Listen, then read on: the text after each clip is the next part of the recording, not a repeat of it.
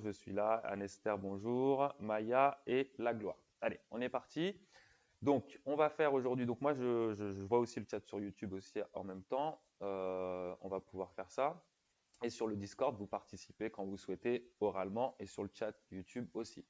Donc, aujourd'hui, on va faire cette feuille d'exercice. Dans cette feuille d'exercice que je vous ai mis en lien sous la vidéo, mais que vous avez normalement déjà. Et donc, il y a les deux activités. Et on va s'attaquer à l'exercice 1 ici. Donc, l'exercice 1, on nous dit parmi les droites, représentées graphiquement ci-dessous, lesquelles ont un coefficient directeur positif, négatif ou nul. Alors, on y va. Dites-moi par exemple pour la droite D1 que l'on voit apparaître ici. Donc, allez-y donc sur le chat ou aussi sur Discord. Quel est le signe du coefficient directeur pour cette droite D1? Qui peut répondre à cette question? Négatif, monsieur. Et pourquoi le coefficient directeur est négatif? Parce que la droite, elle est de droite à droite. Elle est décroissante. Alors, elle va de gauche à droite. Elle est décroissante, oui. Le petit bonhomme, on se déplace toujours de gauche à droite. Si on devait marcher sur cette droite, le petit bonhomme descendrait. Donc, elle est décroissante. Donc, le coefficient directeur est négatif. Là, ce que l'on est en train d'utiliser, c'est dans le cours, hop, sur la propriété, regardez, la propriété qu'on utilise dans le cours, c'est celle-ci. Ici, on voit qu'on a une propriété qui nous dit, suivant 3 cas de figure, la droite horizontale croissante ou décroissante, on a un signe du coefficient directeur.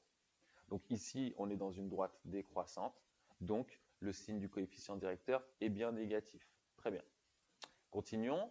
La droite D2, qu'est-ce que vous pouvez me dire? Le coefficient directeur. Attention parce que si vous, l'idée est bonne, mais vous venez de dire elle est négative. Et dans ce cas-là, on a l'impression que vous parlez de la droite. Le coefficient directeur sans signe, c'est négatif. Très bien. C'est le signe du coefficient directeur qui est négatif. Très bien. Ok, parfait. Donc du coup, D3. Ah non, ça c'est D4. D4 positif. Et D3, qu'est-ce que vous pouvez me dire de D3? Elle est nulle. Elle est nulle, effectivement.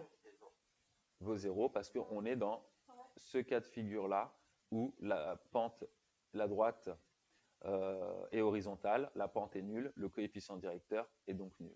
Très bien. Et qu'est-ce que vous pouvez me dire maintenant de la droite D5?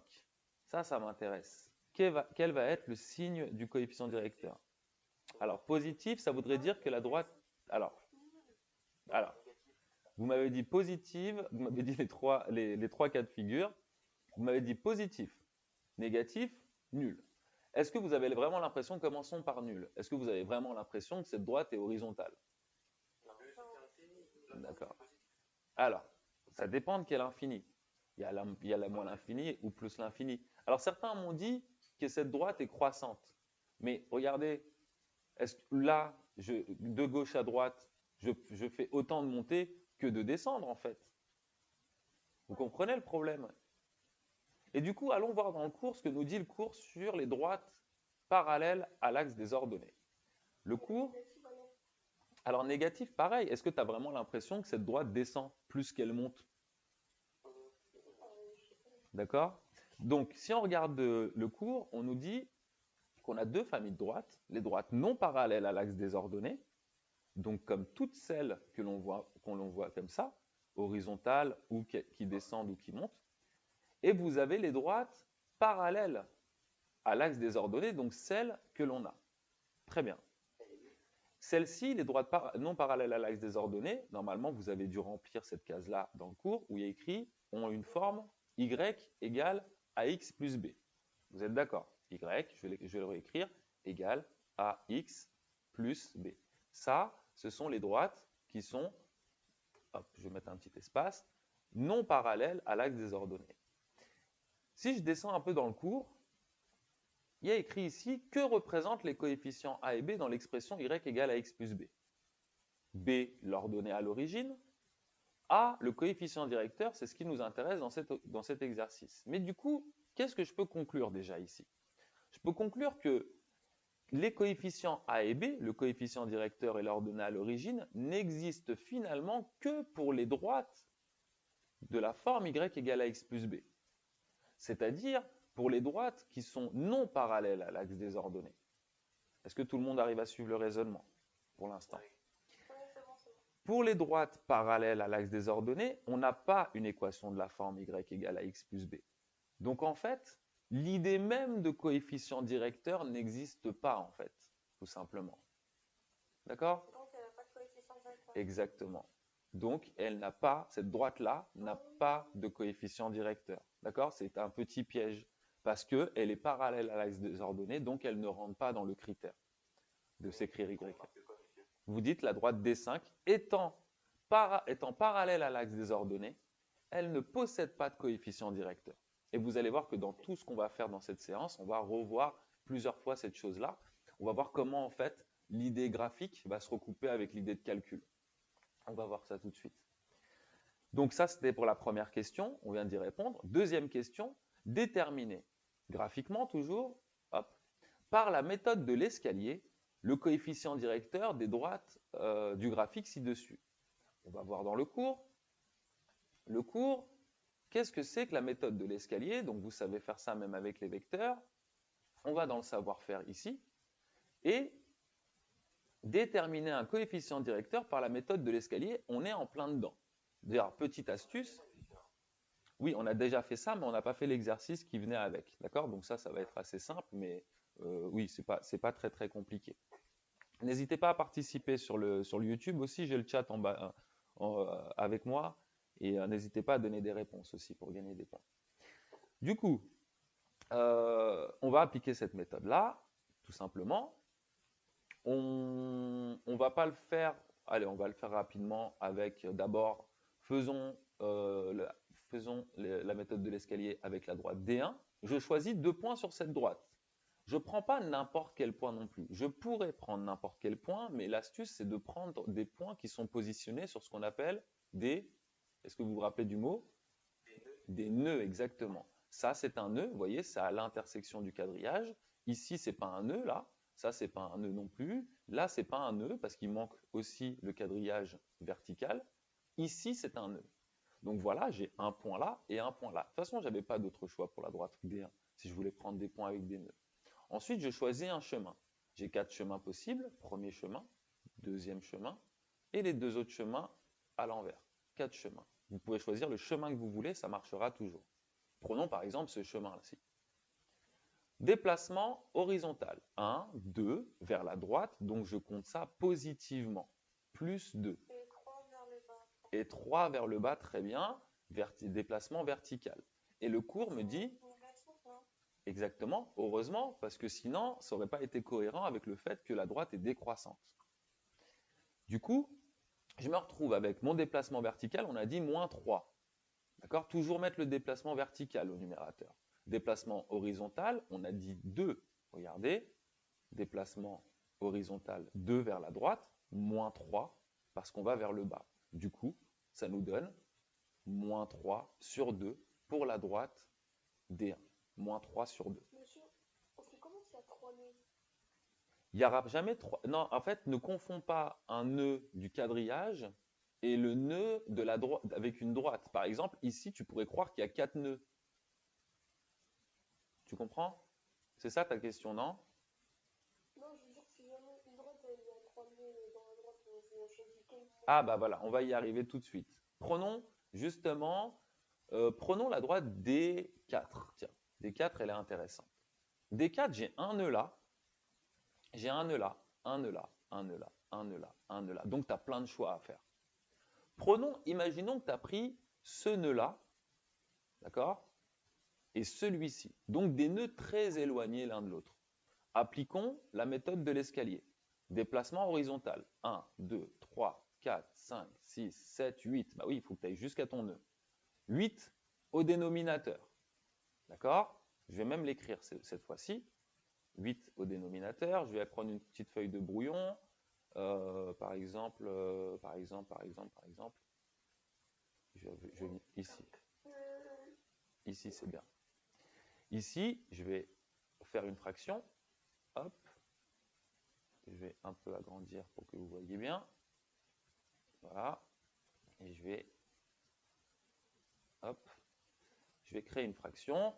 Déjà, je sais que j'ai dit combien? 8? Je ne sais plus. 8. 8 déplacements horizontal. Je vais l'agrandir pour que vous puissiez voir. Voilà. Et déplacement maintenant vertical. Je reviens sur mon exercice. Donc, je suis parti de là, je suis arrivé ici. Et maintenant, pour atteindre ce nœud-là, 1, 2, 3, 4. 4. Donc, toujours pour la question, hein, qu'est-ce qui se passe s'il y a plusieurs nœuds? 4 sur 8. Sauf que 4 sur 8, est-ce que c'est une fraction irréductible? Non, non. Attends. Le 4, ça fait un demi. Alors, ça veut dire que ce n'est pas, irréductible puisqu'on peut encore le réduire. Et ça va nous donner quoi? 4 et 8, les deux sont divisibles par 4. Par 4 encore, c'est encore mieux. 1 demi. Ça veut dire quoi? C'est-à-dire que, en fait, la vraie valeur qu'il faut donner, c'est celle-ci, parce que c'est la valeur la plus simplifiée possible. Qu'est-ce qui se passe, pour répondre à ta question, Gabriel? Imagine que maintenant, je vous donne une petite astuce. Tu as pris ce point-là et ce point-là. Mais imagine que tu avais pris des nœuds les plus proches l'un de l'autre. Par exemple, on reprend ce point-là, et je traverse ma droite et je m'arrête au premier nœud. Je ne vais pas prendre un nœud plus loin. Normalement, je dois toujours trouver. Ça donnerait directement la version simplifiée? Exactement, Iman, ça va te donner tout de suite la version simplifiée. Donc, c'est une petite astuce qui vous permet, en fait, finalement, de gagner. Parce que regardez ici, c'est carré, c'est carré. C'est calé ou c'est calé? C'est carré, je ne sais plus. Et du coup, 1, 2, déplacement horizontal. Donc, regardez, tout de suite, j'aurais eu mon 2 au dénominateur, pardon. Et ensuite, à partir de là, hop, un déplacement vers le haut, donc 1 au numérateur. Bah, vous obtenez tout de suite votre fraction simplifiée. Donc, si vous êtes malin, vous choisissez 2 points situés les plus proches l'un de l'autre, positionnés simultanément sur 2 nœuds différents. D'accord? Ok, donc ça, c'était la petite astuce pour la méthode de l'escalier.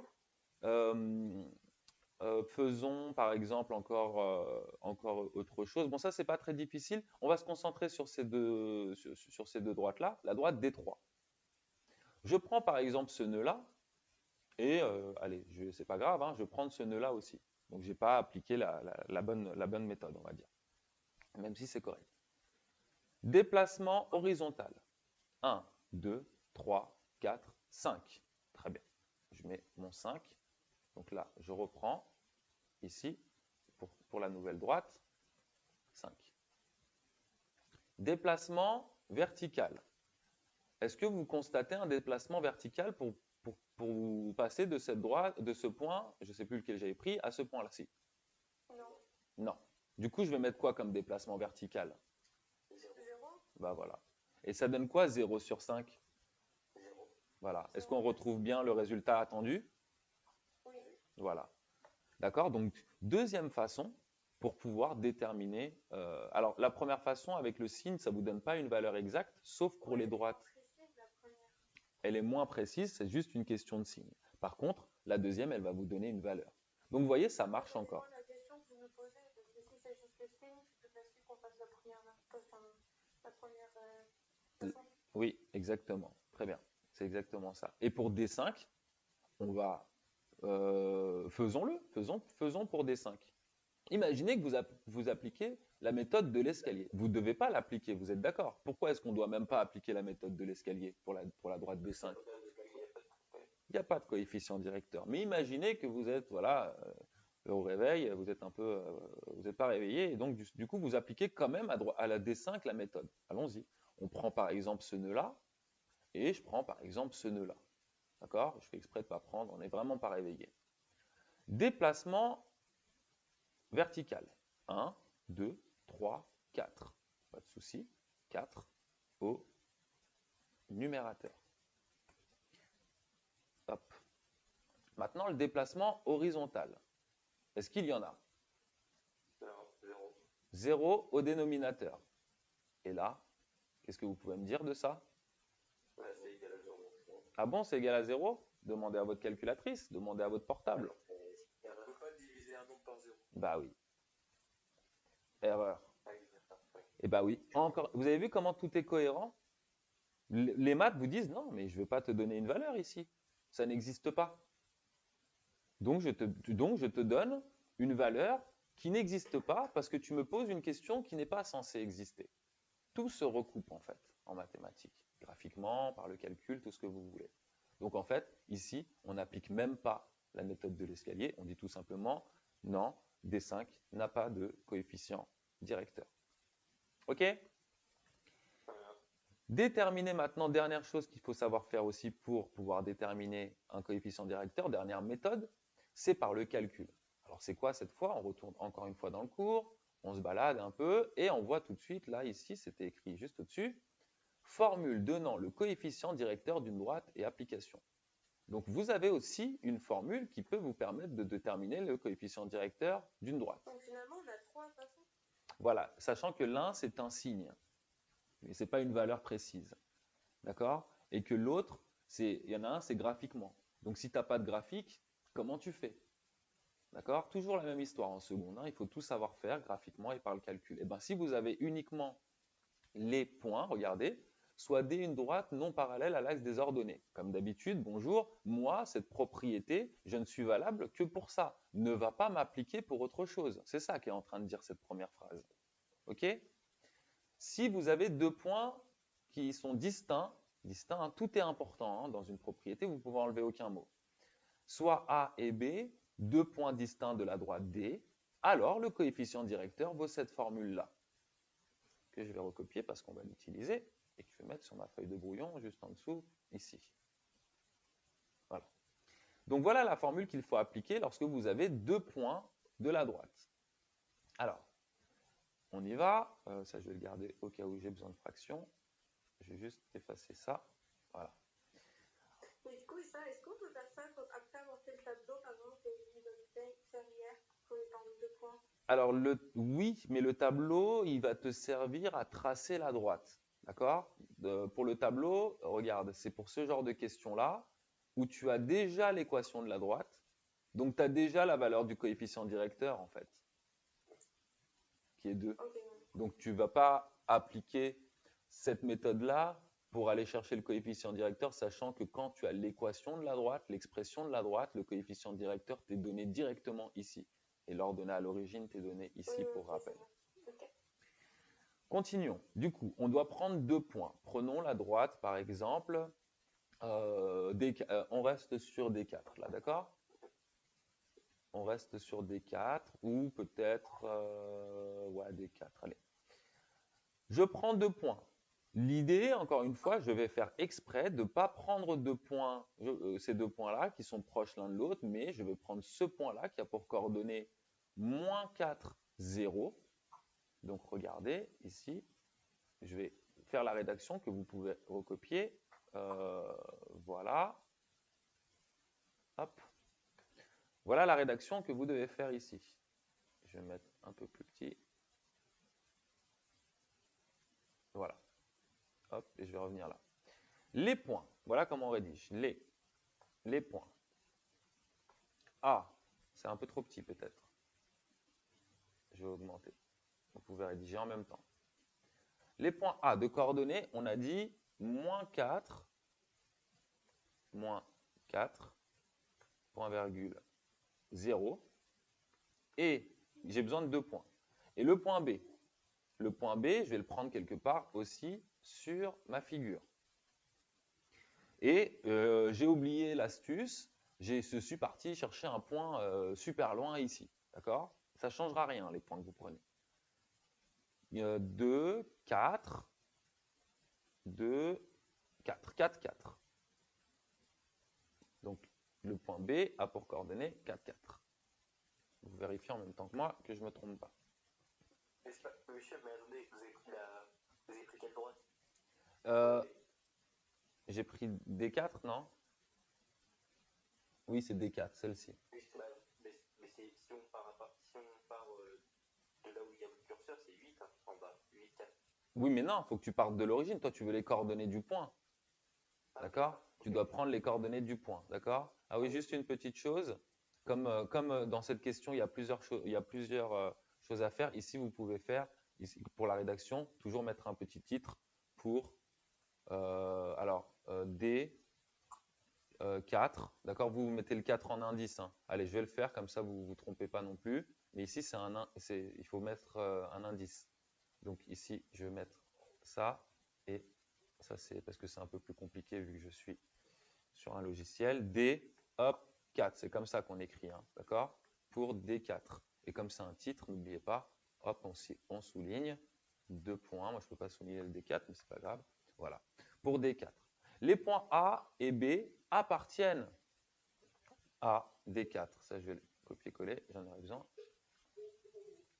Donc, prenez la rédaction type. Appartiennent à D4. Alors, le coef directeur, on peut faire des petites abréviations comme ça, de D4, je vais enlever le surlignage, hop, vaut 2 points. On y va, ben on va appliquer la formule qui est ici.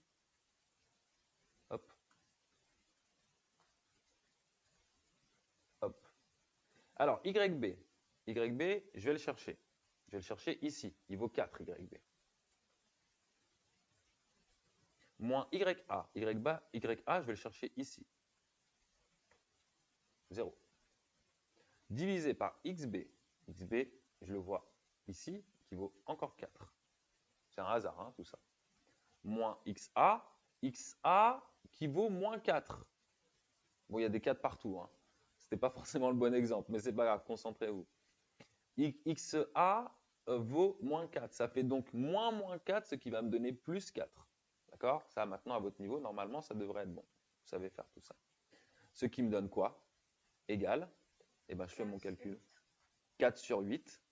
Bah oui, et c'est pas une fraction qui est irréductible, c'est normal, puisque j'ai pris des points qui n'étaient pas les plus proches les uns des autres. Donc 4 sur 8.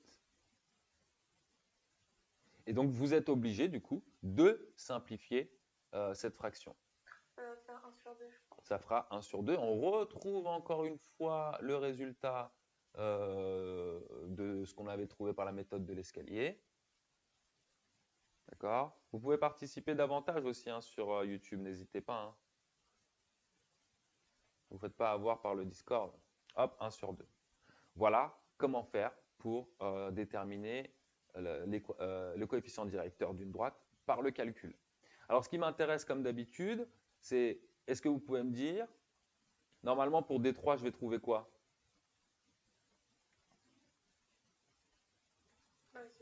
0. Faisons-le rapidement. Je prends ce point-là, moins 3, 3. Alors regardez, hop, on change tout pour D3.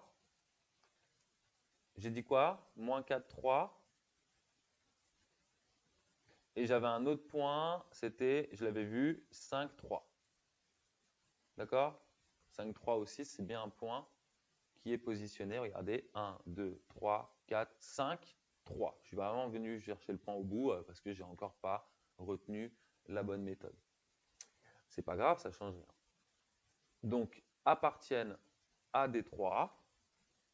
Alors, le coefficient directeur de D3 vaut, c'est parti, YB.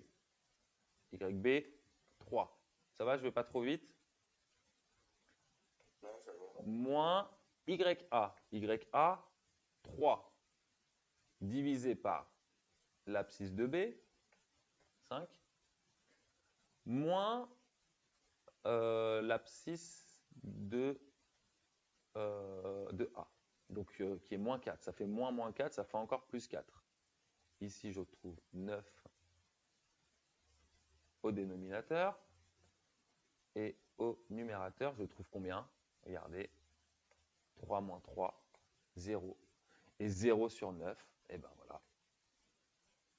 ça fait 0. Bah, 0 du coup. Hein. Voilà. Donc ça marche encore. Encore une fois, il y a une cohérence. Et comme on l'a vu tout à l'heure, si j'applique ça à la droite D5, que je ne devrais pas faire, je vais trouver une valeur aberrante, normalement, dans mon calcul, parce qu'encore une fois, les maths vont me parler, vont me dire, non, non, non, tu es en train de faire n'importe quoi. Du coup, on va te dire que tu es en train de faire n'importe quoi en t'envoyant une chose qui est absurde. Il aurait pu m'envoyer 1 égale 2.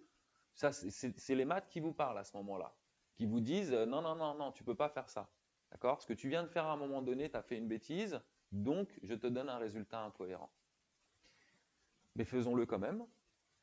Pour D5, j'ai le point, donc c'est toujours tous les points de la droite D5 ont pour abscisse moins 4. Quelle est l'équation de la droite D5 d'ailleurs? Dites-moi. Dites-moi même dans le chat sur YouTube quelle est l'équation de la droite D5. X est égal à moins 4. X égale moins 4, oui très bien. Ok, parce qu'on est dans la famille, refaisons un petit rappel quand même, ça c'est très important. On est dans la famille des droites parallèles à l'axe des ordonnées qui ont une expression de la forme x égale un nombre. Quel nombre? Le nombre qui apparaît à chaque fois pour tous les points qui sont positionnés, pour l'abscisse de tous les points qui sont positionnés sur cette droite. Je vous rappelle que tous les points qui sont positionnés sur cette droite ont une particularité, c'est que tous les points ont leur abscisse qui vaut moins 4. Moins 4, 2, moins 4, 1, moins 4, 0, moins 4, 3, etc. C'est pour ça qu'on dit x égale moins 3. Je vous rappelle aussi que pour les droites horizontales, cette fois, tous les points qui sont positionnés sur cette droite ont une ordonnée égale à 3. Regardez ce point. 1, 2, 3, 4, 5. Moins 5, 3. Moins 4, 3. Moins 2, 3. 3, 3. Donc, tous ont une abscisse égale à 3. Et c'est pour ça que l'équation de cette droite, c'est quoi l'équation de cette droite? Qui me donne l'équation de cette droite? N'hésitez pas à écrire sur le live aussi, YouTube. L'équation de la droite D3, c'est quoi alors? Je vous laisse un peu. X est égal à 3. X ou Y. Y égale 3. D'accord? Ça aussi, c'est écrit dans le cours, ici. Les droites parallèles à l'axe des abscisses, donc comme celle qu'on vient de voir tout de suite, ont aussi une expression de la forme y égale ax plus b. Sauf que pour elles, le coefficient directeur petit a est nul. Et si vous enlevez ici ce qui est écrit là, dans y égale ax plus b, vous ne retrouvez plus qu'avec y égale un nombre. D'accord? Parce que le coefficient est nul, le coefficient directeur, il enlève ax. Et donc, on obtient des expressions du type y égale 3, y égale moins 1 ou y égale 0. D'accord? Donc, c'était juste un petit rappel pour les droites horizontales et verticales. On en était où, nous? On était à appliquer à D5, c'est ça, à appliquer à D5 la formule du coefficient directeur, et on sait qu'on va tomber normalement sur une valeur aberrante. Eh bien, on y va.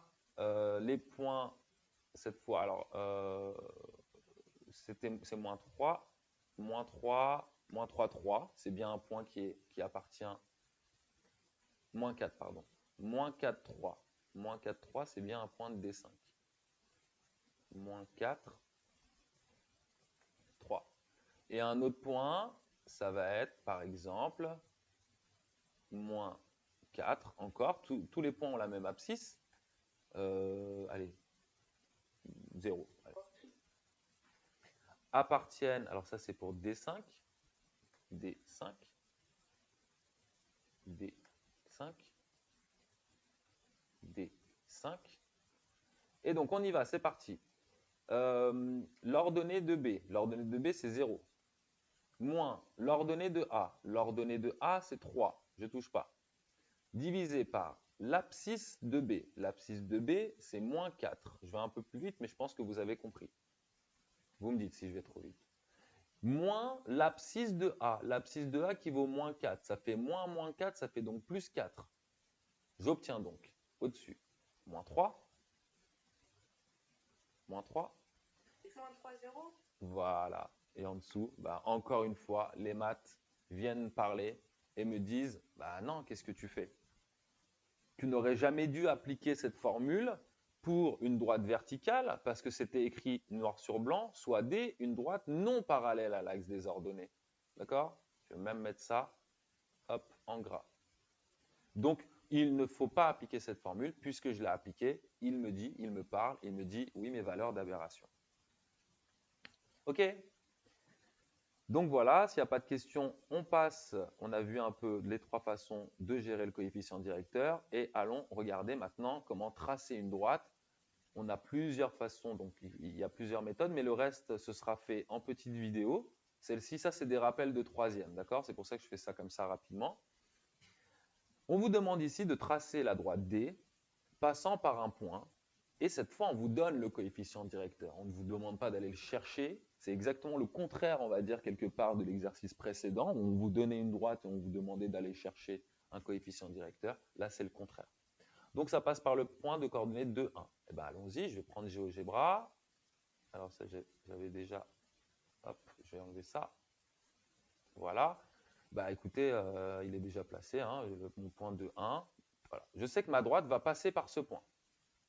Ensuite... Maintenant, il faut trouver un deuxième point. Alors non, parce que alors tu pourrais faire ça, sauf que tu ne peux pas le faire, puisque regarde, tu n'as pas l'équation de la droite, Iman. Si tu avais eu l'équation de la droite, tu pourrais chercher autant de points que tu souhaites, d'accord? Comme on le verra, on l'a vu en classe et on le verra dans une autre vidéo, c'est cette... Ok, mais du coup, j'ai pas compris comment on faisait. Eh ben, tu vas dessiner le coefficient directeur. 1 demi. Ça veut dire quoi un demi? Ça veut dire que pour n'importe quel point qui est positionné sur la droite, si tu montes de 1 demi, si tu montes de 1, déplacement vertical, et que tu vas de 2 vers la droite, le sur 2, eh ben ça va être le coefficient directeur. Du coup, tu pars de ton point A, 1 et 2 vers la droite, hop, tu as un autre point, c'est terminé, voici ta droite. Ok. D'accord? Faisons-le avec l'autre exemple. Tracez la droite D' cette fois, qui passe par le point B de coordonnées moins 1, moins 2. Alors tout de suite, je vais aller dessiner, placer pardon, mon point. Cette fois, le point, je vais le prendre. Regardez ce que je vais faire. Et d'ailleurs, je vais l'appeler B déjà, parce qu'on m'a dit B. Je vais l'écouter. B. Et on m'a dit moins 1, moins 2. Moins 1, 2, moins 1, moins 2, je ne sais plus. On m'a dit quoi? Moins 1, moins 2 pour le point B. Pas de souci. Je prends mon point B. Moins 1 en abscisse. Moins 1, moins 2 en ordonnée. Il est là. Est-ce que vous êtes d'accord? Je ne me suis pas trompé, c'est bon. Moins 1, moins 2. Et on me dit que le coefficient directeur est égal à 2. Et là, je suis embêté. Pourquoi je suis embêté quand on me dit que le coefficient directeur est égal à 2? Bah, il nous manque une donnée. Bah, en fait, moi, ce que j'aime bien, c'est les coefficients directeurs écrits sous forme de fractions. Tiens, dites-moi si vous êtes présent, YouTube, et écrire présent sur le Discord aussi, pour tous ceux qui sont là. Mais s'il est égal à 2, parce que je sais pas comment on fait, du coup, je dis présent. Ok, pas de problème. C'est 2 sur 1, du coup. Voilà, bah, tu viens de donner la réponse. En fait, l'idée, c'est que 2... Alors, je vais repartir sur ma feuille de brouillon. Non, non, c'était pas ça. Ma feuille de brouillon était ici. C'était ça, ma feuille de brouillon. Je vais aller là. Et en fait, tout simplement, 2, comme tu viens de dire, c'est égal à... Hop. Alors là, je vais faire ça comme ça. Bon, vous avez compris, hein, mais on va quand même l'écrire une fois. À 2 sur 1. Est-ce que c'était la seule fraction que j'aurais pu prendre? 4 sur 2. Je peux prendre 4 sur 2, je peux prendre plein de choses. D'accord? C'est à vous, vous êtes libre. Donc en fait, on va contourner ce problème parce que 2, il n'y a pas de souci. Tu me donnes un coefficient directeur égal à 2, il n'y a pas de problème. Et ben moi, je vais l'écrire 2 sur 1. Et à partir de votre point B, 2, 1, 2 sur 1, donc 1 vers la droite. Hop, c'est un hasard, mais je tombe sur le point de l'origine. C'est un hasard, hein, d'accord? Ne soyez pas attaché à ce point-là. Et hop, je viens de contourner le problème. Petite remarque, si vous aviez décidé, parce qu'on est dans un monde libre, en mathématiques, évidemment. Si vous aviez décidé d'écrire 2 égale 6 sur 3, vous avez le droit, c'est vrai. 2, ça vaut 6 sur 3 aussi. Alors, j'y suis ou j'y suis pas? 6 sur 3, ok, c'est bon. 6 sur 3, je ne sais pas pourquoi vous avez décidé de l'écrire comme ça, pas de souci. Donc, à partir de votre point B, on monte de 6. 1, 2, 3, 4, 5, 6. Ouh là là, on commence à s'éloigner. Mais on va de combien d'unités vers la droite? De 3 unités. 1, 2, 3. Bah, regardez, vous serez tout simplement tombé encore sur la droite, mais sur un autre point. Et hop, vous aurez tracé votre droite. Donc, dans tous les cas, peu importe comment vous allez écrire, sous quelle forme, quelle fraction vous allez écrire votre nombre, vous tomberez de toute façon toujours sur la même droite. Dernière question.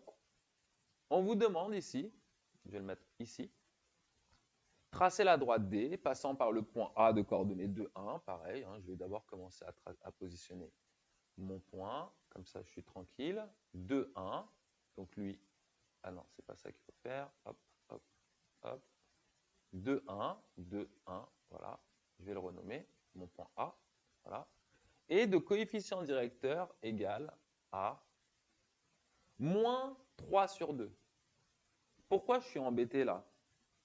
Sur YouTube, vous allez tous être absents. Hein. Personne, ils ont laissé tourner leur YouTube. Alors, qui me dit quel est mon problème cette fois-ci? Est-ce que quelqu'un voit? En fait, le moins, on peut le mettre en haut ou en bas. Voilà, en fait, le moins, il est devant. Mais du coup, je ne sais pas si c'est pour le déplacement vertical ou si c'est pour le déplacement horizontal. Et je pense... Mais ça, on peut choisir alors. Eh ben, on va pouvoir choisir. Regardez, donc tout simplement, on va écrire... Donc, ici, on avait moins 3. Monsieur, on vous entend pas. Vous m'entendez pas? Si, si. Moins 3 sur 2. Et ça, en fait, moins 3 sur 2, c'est en fait égal aussi. Hop.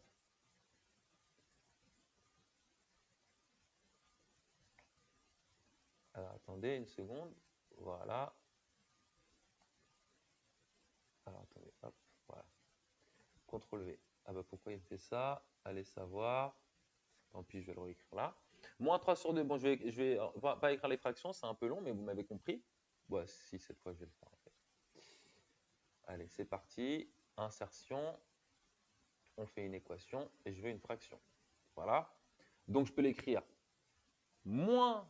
Le moins, je le mets au-dessus. Moins 3 sur 2. Je vais agrandir. Là, comme ça. Ou je peux l'écrire. 3 sur moins 2. Voilà. Donc, le moins qui était. Donc, je le mets. Mais vous ne pouvez pas le mettre partout. Hein. Là, par exemple, écrire ça comme ça, vous ne pouvez pas. Parce que ça ferait plus. Il faut choisir. C'est ou moins 3 sur 2 ou 3 sur moins 2. C'est ça. Il faut choisir. D'accord? Voilà. Et donc maintenant, vous prenez celui que vous souhaitez. Celui-ci, vous ne pouvez pas le prendre avec le moins devant parce que vous ne saurez pas où mettre votre déplacement. Par exemple, je vais prendre celui-ci.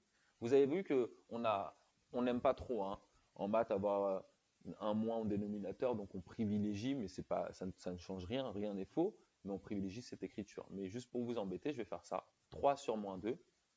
Donc à partir de mon point A, 3, 1, 2, 3. Déplacement vertical, moins 2, déplacement horizontal, et cette fois, je ne vais pas vers la droite, mais vers la gauche. Exactement. Hop, je me retrouve ici, et ça y est, c'est terminé. Voilà. OK? Donc voilà pour les deux premiers exercices qui sont plus des rappels de troisième, et ensuite, on va s'attaquer aux autres choses, et vous aurez des vidéos aussi qui vont venir compléter ce que l'on doit faire, ce que l'on doit savoir faire. Ça aussi, c'est un exercice important. Éventuellement, celui-ci, je le ferai la prochaine fois, savoir tracer des droites.